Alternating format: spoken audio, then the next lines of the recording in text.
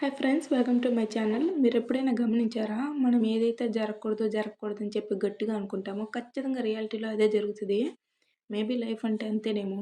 అయినా ఇప్పుడు ఇవన్నీ ఎందుకులే గాని, పదండి క్యాబేజీ కర్రీ చేసుకుందాము.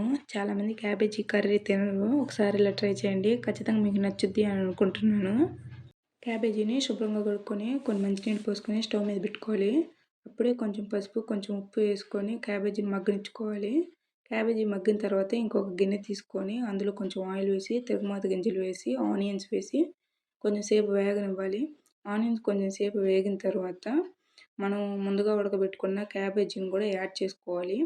ఇంకో 5 మినిట్స్ మన క్యాబేజీ మగ్గిన తర్వాత మనం ముందుగానే కల్లుప్పు వేసుకున్నాం కాబట్టి ఇప్పుడు కొంచెం సాల్ట్ వేసుకొని మన రుచికి సరిపడా కారం వేసుకొని కొంచెం సేపు వేగనివ్వాలి.